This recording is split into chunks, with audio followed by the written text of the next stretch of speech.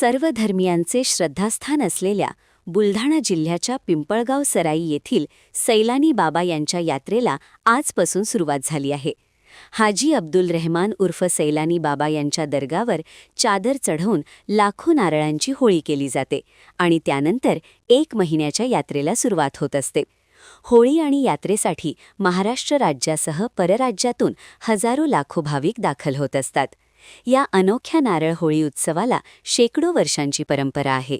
या होळीमध्ये नारळासह जुने कपडे, बिबे, खिळे, लिंबू हे देखील टाकले जाते। नारळ लिंबू अंगावरून उतरून फेकल्याने अनेक व्याधी बऱ्या होतात असा समज आलेल्या नागरिकांचा असतो।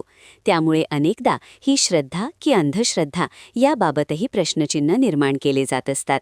यात्रेमध्ये कुठलाही अनुचित प्रकार घडू नये यासाठी पोलिसांकडून चोख पोलीस बंदोबस्त ठेवण्यात आला आहे। हे होळीचं महत्त्व म्हणजे काय, संध्याचं महत्त्व म्हणजे काय, रमजानचा महिना चालू आहे सध्या, पवित्र महिना म्हणतात येले। या रमजानच्या महिन्याचा सन्मान करून कोणतेही कारोबार करायचा आपल्याला, पहिले हा शब्द आहे। आणि होळी एक म्हणजे लोक म्हणतात होळी पहिल्यापासून आजपासून नाहीये, पहिले 5 नाळापासून सुरुवात केलेली आहे। आणि मानवता मार्गदर्शन म्हणजे कोणाच्या बोलण्यावर नाहीये, स्वतःचे जे पब्लिक आहे यांच्या स्वतःच्या मार्गापासूनच होळी सुरुवात झालेली आहे।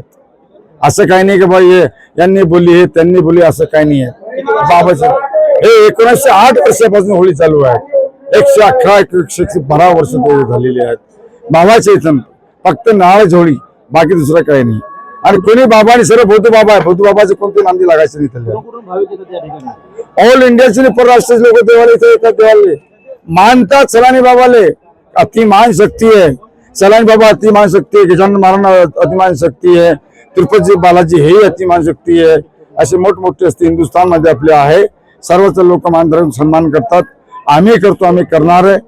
आणि पुढच्या वर्षी होळी सैलानी बाबाची आहे। दरवर्षी या ठिकाणी होळी जळते, किती ट्रक नारळांची होळी जळते? इथं वाढत गेलेली आहे। 5 नारळापासून 11 झाले, 11 पासून पोता भर झाले, पोतापासून ट्रक झाले।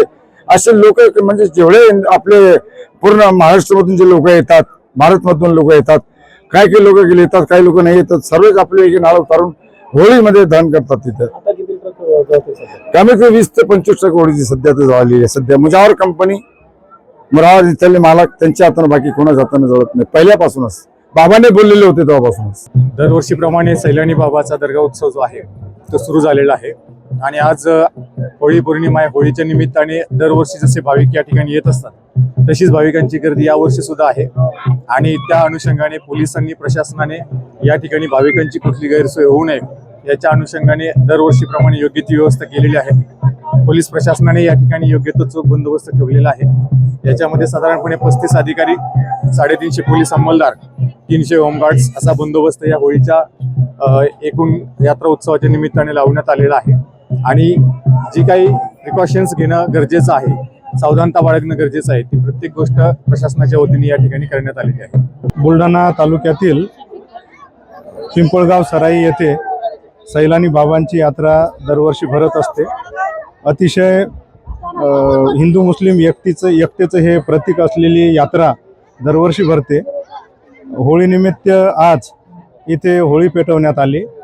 28 फेब्रुवारीपासून या यात्रेला सुरुवात झाली आणि संदलला म्हणजे 8 मार्चला संदल होईल। संदलनंतर या यात्रेची समाप्ती होईल।